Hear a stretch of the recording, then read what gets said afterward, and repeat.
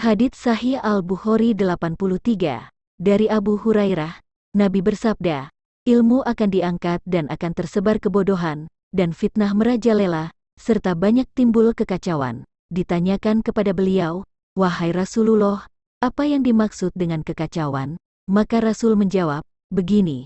Nabi memberi isyarat dengan tangannya, lalu memiringkannya, seakan yang dimaksudnya adalah pembunuhan. Hadits Sahih Al-Bukhari 84. Dari Asma, berkata, aku menemui Aisyah saat dia sedang sholat.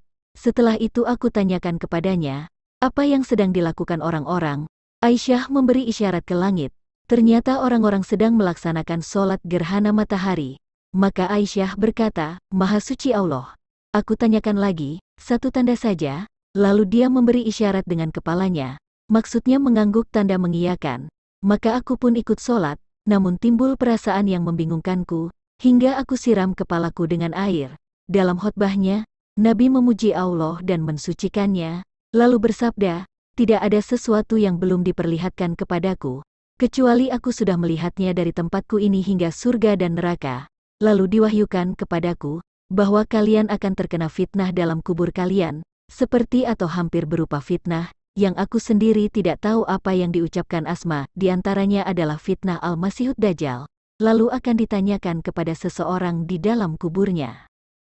Apa yang kamu ketahui tentang laki-laki ini? Ditampakkan sosok Nabi Muhammad, adapun orang beriman atau orang yang yakin. Asma kurang pasti mana yang dimaksud di antara keduanya, akan menjawab, dia adalah Muhammad Rasulullah, telah datang kepada kami membawa penjelasan dan petunjuk. Maka kami sambut dan kami ikuti. Dia adalah Muhammad, diucapkannya 3 kali. Maka kepada orang itu dikatakan, tidurlah dengan tenang. Sungguh kami telah mengetahui bahwa kamu adalah orang yang yakin. Adapun orang munafik atau orang yang ragu, Asma kurang pasti mana yang dimaksud di antara keduanya, akan menjawab, aku tidak tahu siapa dia. Aku mendengar manusia membicarakan sesuatu, maka aku pun mengatakannya. Hadits Sahih Al-Bukhari 85.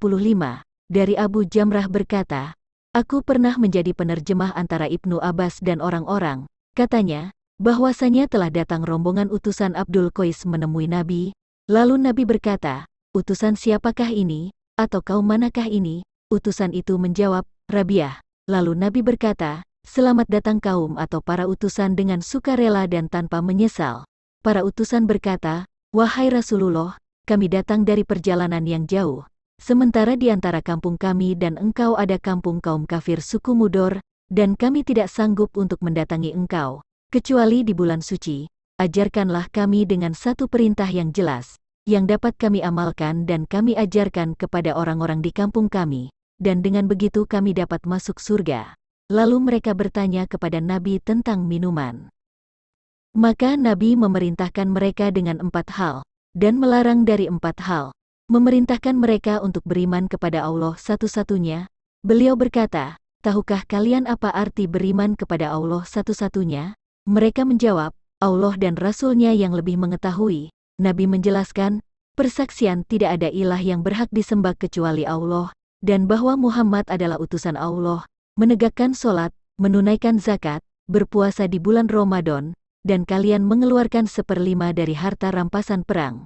Dan Nabi melarang mereka dari 4 perkara, yaitu meminum dari Al-Hantam, Ad-Duba, dan Al-Muzafat. Syu'bah menerangkan, terkadang beliau menyebutkan An-Nakir dan terkadang Mukoyir, bukan Nakir.